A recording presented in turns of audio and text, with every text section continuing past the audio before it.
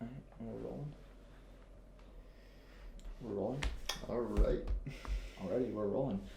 Welcome back to the second episode of Breaking the Fourth Wall podcast. I'm your host, Mike Iacoboni, along with co-host Nick Iacoboni. How's it going, everyone? Yep. Today we will be breaking down and ranking every episode of WandaVision. The series just ended this past Friday on Disney Plus. Can't wait for Falcon and Winter Soldier to come out, but we're huge MCU fans over here. Yes. Huge MCU fans. Before we get into that, though, I just want to say if you're not subscribed yet, please subscribe down below. No, the bell notification, that'll help. Yep, hit the bell. Yep. Subscribe. And we do want to announce our newest short film, Unhinged, will officially be dropping March 19th, next Friday. As we expected, it has been pushed back a week. Yep, we're really pushing forward with this, but we want to make it the best film we possibly can. Yes, we do. We don't want to rush it. Yeah, and there will be a final trailer coming out sometime this weekend. Yep. So be looking forward to that, and besides that, let's get into it. So, do we want to just talk about like a general review of the series? I mean, yeah. What are your thoughts on it? What are my thoughts on the series? Wow.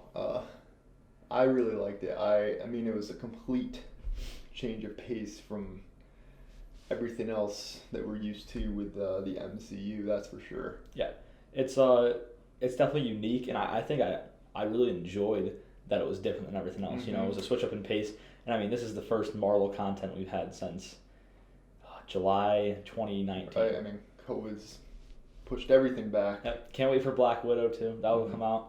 I was really looking forward to that last year, and thought it was supposed to come out in November, and then obviously got pushed back again. But there's a lot coming out this year, so. Yep. Yeah. I think. WandaVision's just the beginning. So. Right. It's funny because I think some people really liked that change of pace, and other people just did not connect with it whatsoever. So, I think because if you're a fan of the MCU, like you're probably accustomed to like the normal you want pace the big, of it. Fast-moving, action-packed, right? We did get that. We did. I mean, if you stuck through the first several episodes, it did pick up pretty quickly. But I, for one, I really did enjoy it. It was a nice switch up from what we're used to, and I think it definitely paid off in the end. Oh yeah, and I mean, I'm a fan of cheesy sitcoms, I guess. You know, like I think I like them, like especially those '60s ones. Yeah. I said they missed an opportunity. They should have done an episode where it was like Three's Company themed, and that would have been good. WandaVision and Agnes were all of a sudden living in the same house. Yeah. They could have stuck that in there, but I mean, they couldn't do everything. But I love Three's Company, so that would have been cool.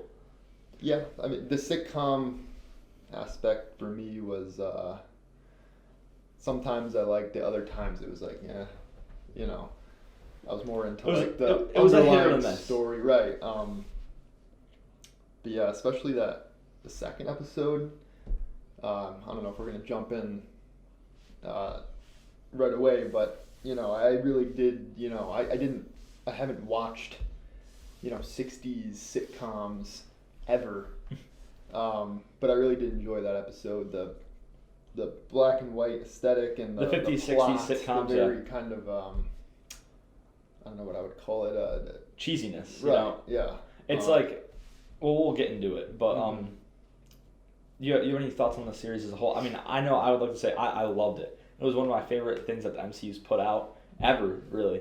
I mean, it was a switch in pace, and I mean, I feel like this format of like mini-series for the MCU is actually almost better than some of the movies, like the format of the movie, because you can tell a bigger story and get away with it in 6 hours of television or 5 hours. Confined to the 2.5 hours, sometimes 3 hours even, that we see with the movies. You have much more wiggle room with how you want to tell your story. Definitely more wiggle room, and definitely more time to tell a more fleshed out story. Yep. All right, so let's just get into the ranking then. We both ranked all the episodes, and then I combined our rankings in a point system. So whatever we had in ninth place got 1 point for each of us, and then so on. So like whoever we ranked at the top got 9 points.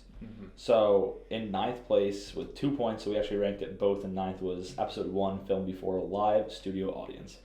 And I just want to get this out of the way. I love that episode. Mm-hmm. I love the plot of how it's kind of like, it's like if you had a married couple sitcom, it's the basic plot. Like they have a misconception, and then one thing leads to another, and there's the controversy. There's like the, you know what I mean? Right. Like, There's the one moment in that episode that stands out to me is when I think his name's Arthur. Is Vision's boss just starts choking on his food, and his wife is just, Arthur, stop it! Arthur, stop it! It's just this really eerie feeling. Yeah, and that's why they started doing that more in episode 2 and 3, and that's why I think I have episode 1 as the lowest, just because there was no real plot development in that yet. Yeah, but in episodes 2 and 3 there were. Yeah, like I said, that was for me probably the, I don't know if I'd say my favorite moment, but it was like, okay, this isn't, everything's not as it seems, is kind of the vibe that I got from that particular moment. Yeah, I agree. Like, the vibe of the episode was kind of like a little off too. Like, you think like this is like a robot and a witch in quotes, and if you know trying to live a normal lifestyle. These characters, you know, this is not, you know, supposed to be a sitcom with these two characters. If you know their backstories and everything. Yeah, and like it's funny because this is the perfect pair to do it with, because there was a 2-year stretch in between Civil War and Infinity War where they were presumed to just be on the run, kind of in Europe, and they probably spent a lot of time just living a normal life like this that we didn't get to see. Yeah, so. Yeah, that was definitely the highlight of the episode, I think. I loved seeing Vision at his job. Yeah, and he asks, like, what do we do here? They don't really know, you know what I mean? Like, no one can really answer. Right. It's the same thing when Mr. Hart, before he starts choking, he asks them, like, why aren't you guys married? Why don't you have children? Like, where are you from? Yeah. Kind of thing. And it's like, they can't answer that. And it ends off with, you can see the person writing, which we end up finding out it's Darcy. Yep. Watching it. Yeah, there's a lot of, it was very, I guess I would say, it was an ambiguous ending. Like, who are these people watching? Are they, you know, are they good people? Are they the people that are doing this to her? Or, you know, really, it was. I think it was a good way to end that episode for sure. Yeah. Keep viewers interested. Yeah, it was. Yeah, and we get a lot of those endings like that, and we'll get into some more. But now that we've talked about episode 1, let's talk about, in 8th place we have episode 3, Now in Color. So this is the episode where Wanda, the previous episode, which we'll be talking about in just a minute, she finds out she's pregnant, and this is where her pregnancy is progressing very fast, and we see Geraldine, who's Monica, come over and help give birth, and the doctor, and this one also has some very eerie things going on. You know, Agnes and Herb are outside, and he's cutting through the wall, which is just something is off. Yeah, and then the doctor says he wanted to go to Bermuda, and then he says, but no one leaves Westview. And this is really where Vision starts kind of catching on, like, what is going on in this? And I'm pretty sure it's at the end of this episode when they're sitting there and they turn the TV on, and Vision's eyes are like, there's something off about this place. Yeah, we are not in a normal place, you know. And that's where like the conflict kind of starts heating up. Yeah, especially at the end there when Geraldine mentions how Pietro is dead. Yeah, got killed by Ultron. And that was kind of like a whoa, like that broke like the fourth wall. Like, this is a sitcom. You don't talk about that. That didn't happen for Wanda. Yeah, it was a surprising moment, and of course then she gets shot out of this hex, which we end up seeing actually happen in episode 4. Yeah, it just adds a whole new layer to the story, I think. Yeah, and that really leads into the next episode with you get to see what happens outside the hex. But I'm trying to think what my favorite part of this episode is. You know, I like this episode. And I think my favorite part has to just be when Herb and Agnes are outside and they just keep on saying, well, we're not. And they're just... But the only problem I have with that is we never got an answer of what they were going to be saying. You know? Like, we'll get into episode 2, and there's some things like that, and we find out what the reason behind it was, but that we never got an answer. I mean, we know Agnes was controlling her, but was she just doing it to try and throw Vision off, or? Yeah, there's a lot of speculation around that. Yeah, and I mean, I think Agnes is coming back, and Herb, he was a great character. He was like the closest thing to a main character, but like he was the most important Westview resident Right. throughout the series. And I liked his presence, and then Angry Herb at the end was great. But yeah, episode 3, she gives, I mean, obviously Tommy and Billy are very important. She gives birth to them at the end, and that sets up going forward. But so in 7th place we have episode 2, Don't Touch That Dial. You know, I actually had this higher than 3 other episodes. It's episode 2, and you think, well, episode 1 and 2, they're pretty similar. Same style. But I really just love episode 2. I love the plot of it. Yeah, the talent show. The aspect of the talent show. They have the meetings. She goes to the poolside meeting with Dottie, and I love when Agnes goes when Dottie says the devil's in the details, Bev, and then Agnes says that's not the only place he is. Which we thought that was leading up to something else, but maybe eventually. See, this is why I got to go back and rewatch it, because I've only seen these episodes one time, so. I've seen it multiple, yeah. Right, and but yeah, just the talent show again is what did it for me there. Just Vision kind of giving away his powers, and then Wanda fixing it with her powers. I thought it was pretty cool how they did that. I really like. I think my favorite part of the episode is when Dottie and Wanda are at the pool, like they're cleaning up, and you can hear the radio start to flicker, and you can hear Wanda, who's doing this to you, and we don't know who that is at this point. We find out it's Jimmy Woo. That's what I was saying about episode 3, is kind of like we get some open-ended questions about what was going on, like what were Herb and Agnes going to say there. But like we know who was talking to the radio. It was Jimmy Woo. Right. So I really loved that detail, and no one knew it at the time, but then it was like, oh, it was great to know that he was the one that was doing that. Yeah. And I love when Dottie breaks the glass and she has the blood all over her hand, and like it's red, red blood. Yeah. In the black and white. Same thing with the sword helicopter that flew in, and it flew in and landed in the bush, and it was red. And I mean, I think that was great. I love those 2 parts, and then I also love the part where at the end when like the beekeeper comes in and Wanda just says no and just rewinds the episode and restarts it, like just kind of cuts that out. So when the beekeeper came out at the end there of the drain, that was the moment I was like, okay, what's going on here? That was just very confusing for me, but and it was kind of like it was one of those moments where it's like we don't know what's going on. Right. But there's something bigger happening, and we, like I was saying, we got an answer for that. Like we knew there was a sword agent, and when he passed through, like it had to conform to the times, and you wouldn't see this sword agent with this like new high tech suit on, so he became a beekeeper because that's what the suit looked like. And I thought that was just a funny detail, but I really like this episode. The whole plot when Vision goes to the neighborhood watch meeting, and then Herb hits him in the back or whatever, and he swallows the gum. Yeah, that was a good moment. Yeah, I like that moment. I mean, I just like the episode overall. It was done very well. I mean, just overall, it had a lot of like what's going on. And this is the episode we actually meet Geraldine. It's a really nice mix of comedy and then making sure they kept with this sort of ongoing mystery, kind of eeriness to the whole thing. Yeah, and even things like that we come back to in later episodes about like how like the rabbit ran off, like Agnes was the one that made the rabbit run off, and like she was kind of like controlling Vision a little bit, helping him like act out of the normal so she could really see Wanda show off her powers.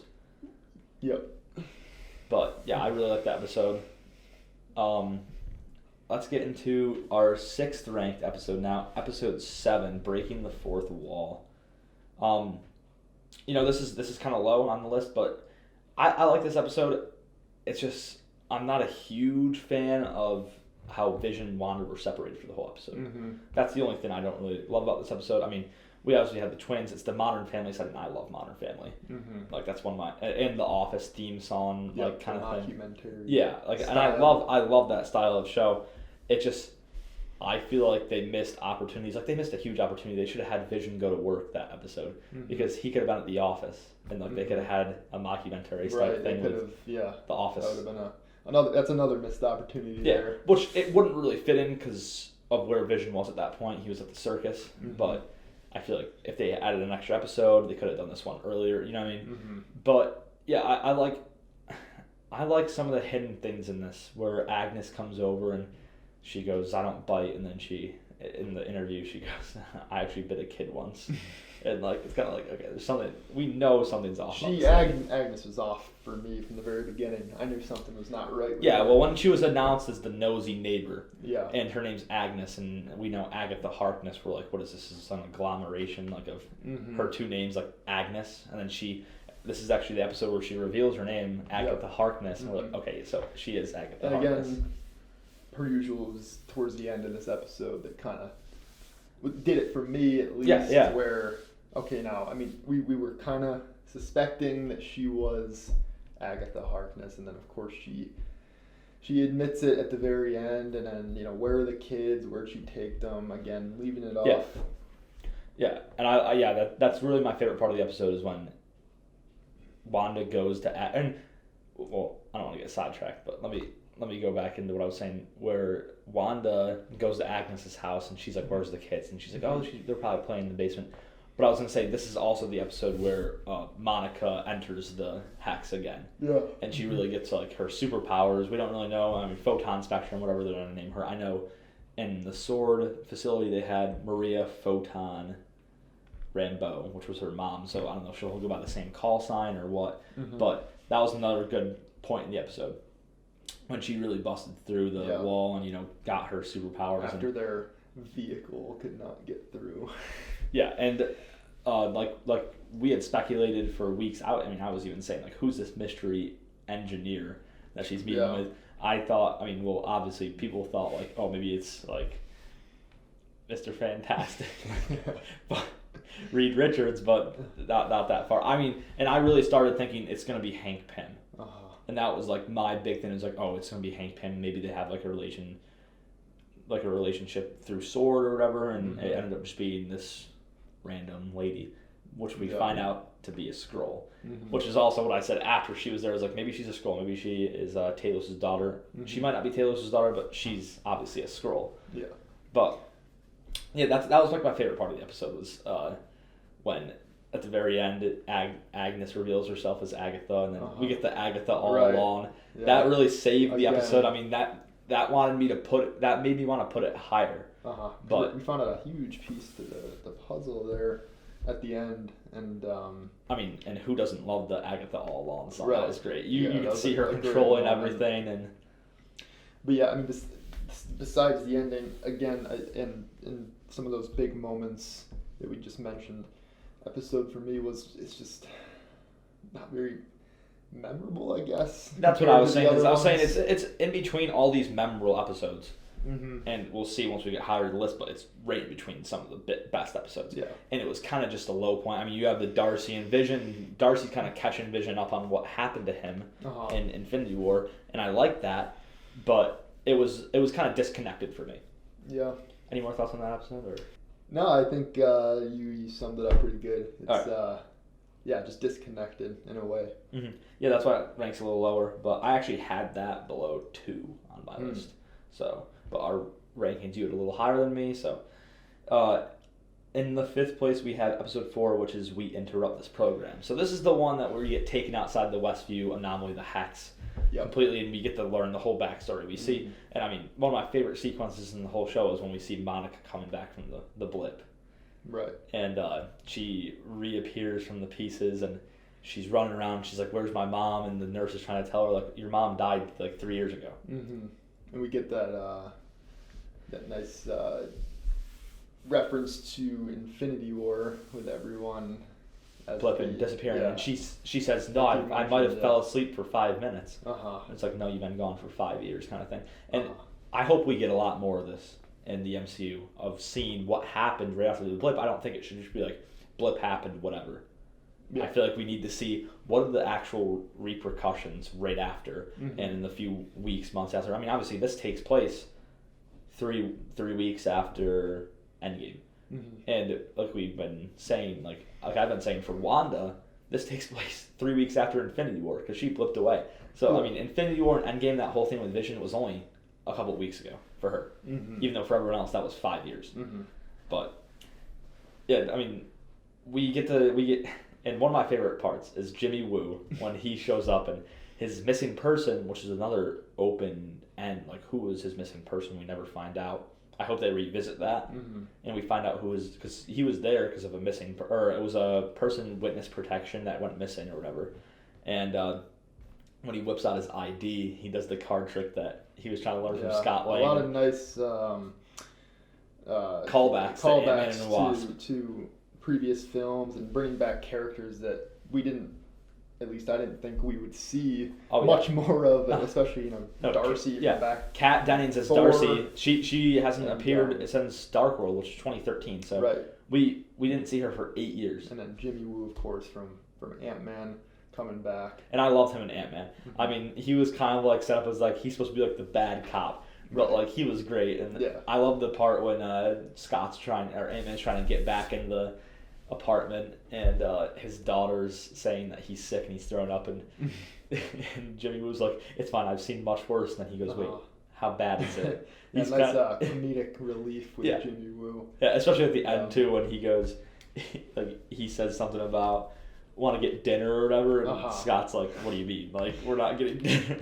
Great character. I love Jimmy Woo. Yeah, and I was so happy they brought him back, and I hope they keep on bringing him back, because I mean, he could be a great character in the MCU. And I like some of these side characters that don't have superpowers or anything, but they're informed with all these superheroes. Like Jimmy Woo knows Ant-Man, Wasp pretty well, and Scott. Yeah. Like Scott Lang, Hank Pym. A nice way to connect the different films and characters. And then like same thing with Darcy. Like she obviously knows Thor. Right. So, and I know we're gonna see Jane Foster as Lady Thor or whatever she's gonna be called in Thor: Love and Thunder. So I love that they're bringing characters back, and we'll talk about that because they're supposed to be bringing back Emil Blonsky, like in She-Hulk, as Abomination. They brought back Thaddeus Ross. Thaddeus Ross. But yeah, now that we got off on a tangent, but episode 4. But yeah, so for me with episode 4, I think the reason I had it ranked lower on my list is because I remember seeing or reading online some things about WandaVision, and just based on what I'd seen in the first 3 episodes, I kind of had an idea of what was going on, how she was kind of, manifesting this whole fantasy world to kind of deal with her grief from losing Vision, of course, and also her brother, and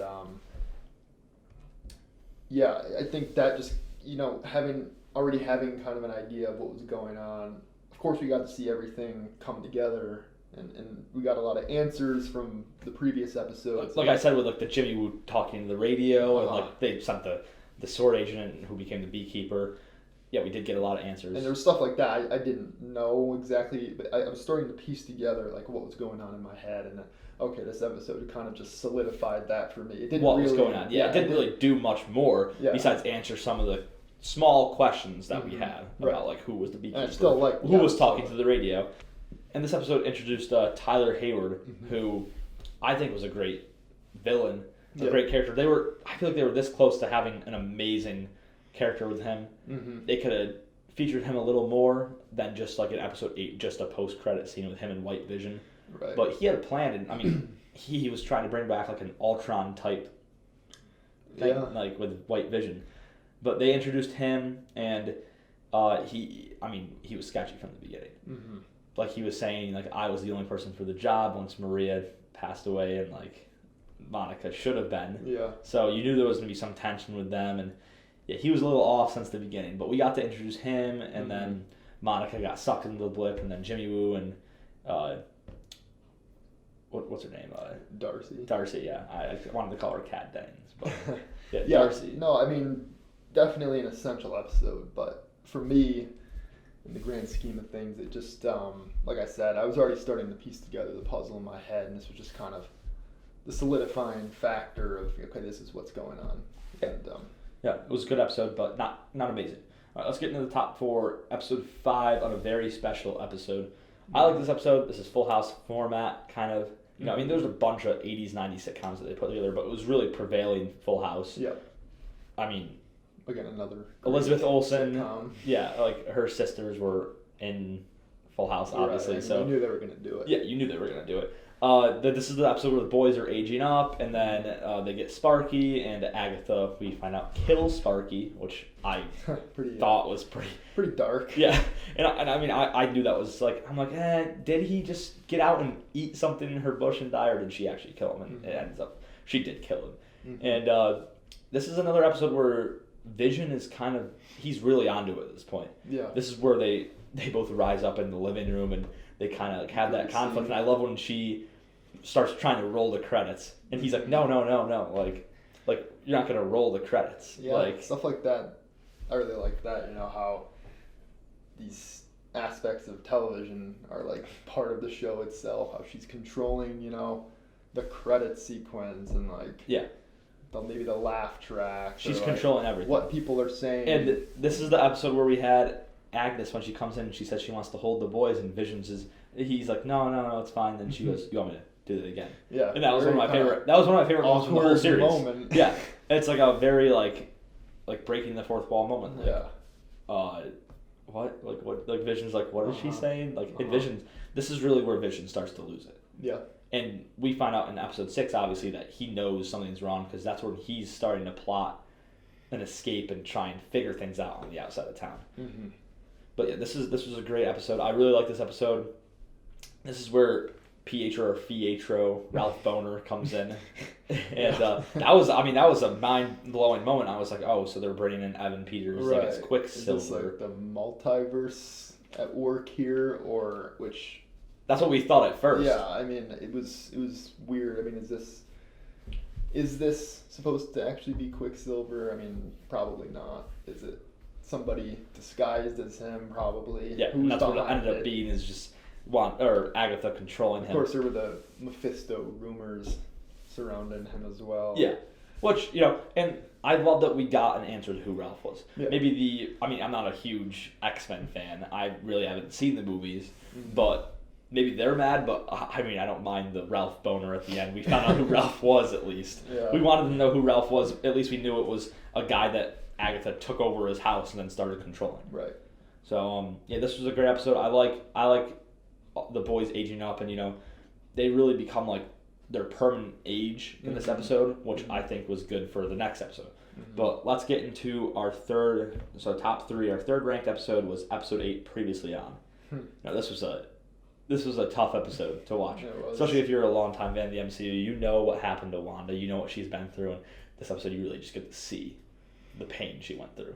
Right. I mean, that moment when she's in Sokovia and, like, the apartment blows up, it's like, wow, like, I can't believe they actually showed that. Yeah, very emotionally draining episode. Yeah, and I just like this episode. I mean, it was a good penultimate episode. Mm-hmm. It really set up Agatha learning Wanda's past and figuring out, oh, this is why she is the Scarlet Witch, we talk about the endings really accelerate it, but that ending when she has Billy and Tommy on like their leash kind of, and she goes, "You're using chaos magic, Wanda. You're the Scarlet Witch." To end it, I got goosebumps. I was like, "Oh God!" They dropped the name finally. Yeah. They've never said Scarlet Witch before, and they finally said it, and I was like, "Wow!"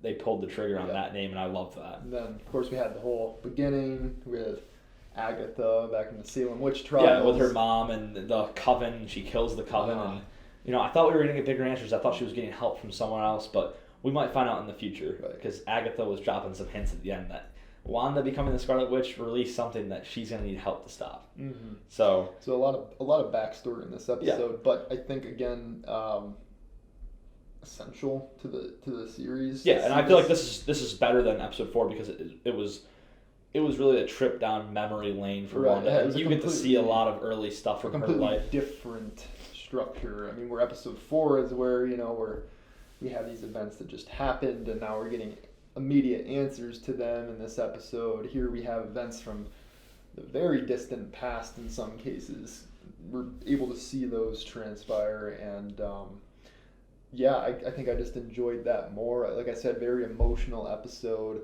Especially the moment where, the bomb goes off.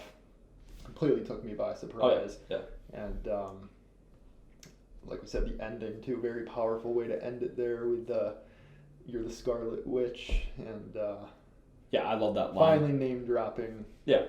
And it set up the final episode perfectly. And then we have to talk about the mid-credit scene with White Vision and Hayward. That set it up perfectly too. Yeah. I feel like I said, they could have somehow visited Hayward at the beginning of this episode or something and really set it up throughout the episode. But at least we got the post-credit scene, or the mid-credit scene of White Vision. Yeah. But okay, so let's get into number 2, which technically these tied. But number 2, we have episode 9, the series finale. And I mean, finale, you know it's gonna be good. Yeah, you know it's gonna be good. It was the finale. No matter what they did, it was gonna be good. I mean, I love just the whole concept of the finale. We didn't need a bigger force, but I feel like we're still teasing towards things to come. Yeah. Especially with the mid-credit and the post-credit scene with the scroll and Monica, and pointing up Fury, and then Wanda learning really about reading the Darkhold and really learning about herself. Far from over. Oh yeah. We'll say. Yeah, this is setting up a bigger story. But yeah, I mean, I like the final episode. It's great. You get to see Billy and Tommy use their powers again. Versus White Vision is a highlight for me. Oh yeah. I love their philosophical talk. Right. They really have to. They can't. They've been fighting the whole episode, and really the only solution is for Vision to talk Vision out of what he's doing and realize what's actually going on. And White Vision just dips, he leaves. And I can't wait to see what is going to happen with him, because he has all the memories of old Vision. Yeah. So he essentially is old Vision. We finally got to find out who the actor that Paul Bettany had wanted to work with his entire career, that being himself, of course. Which we were good one, Paul. Speculating who that could be and what character they might play, and of course it was just a big kind of joke at the end, but still, I enjoyed that. Yeah, I was going wild with some of those theories, and then I kind of was like, it's probably just himself. I mean, there's only one episode left. Who could it realistically be? Yeah. Who are they going to bring in at the very last episode? Well, I like how he saw, the twins, I said, be able to use their powers more, and really Monica, when she was absorbing those bullets that Hayward was shooting. Let's talk about Hayward was just shooting at these kids. I mean, that was kind of crazy for me. I was he just pulled out the gun and started shooting. He's pretty evil. I mean, Hayward is no joke in the realm of villains. I think he'll be back in some way, some form. He'll be back, and then Darcy obviously stops him from leaving. And I can't wait to see what Monica does. I'm really excited for her to be set up. I love the character, and I love how they fit in an Avengers origin story into WandaVision, who had really nothing to do with Wanda or Vision. So, yeah, it was great. I like the ending. I feel like there's bigger things to come with this. I love the moment when Agatha tries to use the powers, and it was just like Thanos and Endgame trying to snap, and it doesn't, and it just clinks. She just goes, and nothing happens. But yeah, I love that moment, and then she reveals she's within Wanda's whatever place, and she can't use her magic, and then Wanda really becomes the Scarlet Witch, and I love that moment. Yeah, great episode, of course. Finale, like we said. Yep, it was gonna be good no matter. Yeah, it was gonna be good no matter what. I loved it. I mean, I was happy it was at least 40 something minutes, but I can't wait for things ahead. I feel like Doctor Strange was being teased with her at the end when she was kind of sitting up in the air, just like how Doctor Strange would be sitting there and his body would be sleeping, but he would be studying the books. All right, so let's get on to our number 1, tied for number 1, episode 6, a new Halloween Spooktacular episode. This is the Malcolm in the Middle. Yes. Episode, if I remember correctly. I mean, I love Malcolm in the Middle. I've watched the whole thing multiple times. I love the series. I just think this is peak WandaVision, because you have the kids are all grown up for the episode. You have Vision trying to figure everything out. You have everything happening on the outside with them trying to get in, figure out what's going on, and Hayward trying to attack Wanda, you know what I mean? And Vision actually figuring out what Westview is. Yeah. And then you have Evan Peters in there, and we still don't know who he is, and this is where you find out the twins have their powers, and there's a lot of moving parts to this episode. Oh, a lot. Sure. And I really love all the characters wearing their comic book accurate. Yeah, that was a nice touch to the episode. Nice nod to the comic books. And obviously Wanda's gonna be wearing a pretty comic book accurate, right, like we saw her there at the end. Yeah, from now on with the crown on her head. But yeah, I just love this episode, and the dynamic between Wanda and Pietro, where she's like, what's off with him? He's acting like Pietro, and he doesn't look like him, but he looks close enough to him, and he has his super speed, and Yeah, but I just really love this episode where like the kids get their powers. It's set up like the Malcolm Middle. I love the theme song. The moment where Vision travels to the edge of Westview, everyone's frozen. Yeah, except for Agatha was frozen, but she was faking it, which I was kind of like, she must be, because how come everyone else couldn't talk or even move, but she could talk a little bit and was just kind of like out. That was really the moment where I guess it kind of confirmed in my mind that she was Agatha Harkness. Yeah, she was dressed up as a witch. So, yeah. What more evidence did we need at that point? Yeah, I know. I just love this episode. Overall, it was peak WandaVision. And the ending too, when the hex expands and and that was one of my favorite parts, was when Billy he's kind of like seeing, like he knows something's going on with Vision and Wanda, and he's like, something's wrong. Like, or Vision's, trying to exit and it's disintegrating. And I love just seeing them being teased for future. I mean, maybe a Young Avengers, maybe something like that. But yeah, I really love Wanda in this episode. I think my favorite moment might be when Pietro says something like you can't kill your dead husband again, or you already killed your dead husband twice, or whatever. And she just like launches him. Like, I love that moment. It was like she's like, I'm done with this guy. This is not really Pietro. Yeah, a lot of great moments like that in this episode. Overall, it was a great episode. I have it as number 1. You have it as number 2, and I think this and episode 9 are really right at the top as best. I mean, they really solidified the series for me. I was so excited for this series after watching this episode. I was like, what is to come? Because this is great. Yeah, for sure. Any more thoughts on it? On this episode or anything in general? The series. Oh. What would you give the series out of a point percentage, like out of 10? Like, so I would say overall, I mean, I'm pretty generous with like rankings. I'd probably say this is like a 9.5 out of 10. I really loved it. I don't think it could have been worse. I mean, or I think it was as good as it was gonna be. It couldn't have been better. Well, I'm saying, like, yeah, it couldn't have been better. I mean, yeah, that's really what I'm trying to say. Like, it was great. Like, for the story they were trying to tell, I think they did an excellent job. Yeah, and we got our hopes up, but I'm fine with that because we got stuff to come. So. Right. Yeah, I think there's some nice closure at the end, with, of course, the hex collapsing back in and Westview returning to normal, but it's still an open-ended ending in some sense. Which we need that. I mean, we need questions to be answered. Right. So. And it's setting up future events in the MCU, and I'm so happy about that.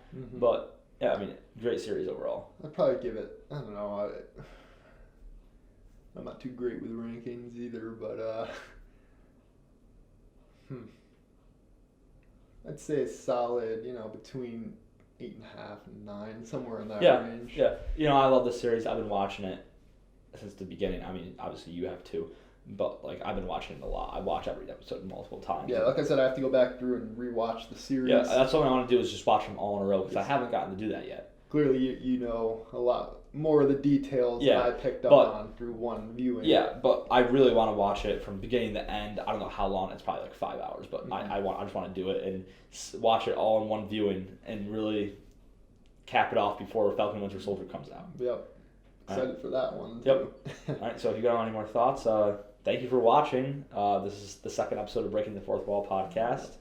We should be doing some more videos like this in the future, breaking down our films, other films, TV shows, whatever we want. Right. Anything film related. Anything you want reviewed, anyone watching wants reviewed, just drop it down in the comment section. We'll look into it. Yep. Once again, thanks for watching, and keep an eye out for the final trailer for our short film Unhinged, and it dropping next Friday, Unhinged. March 19th. Yep. Thank you for watching, and that's a wrap.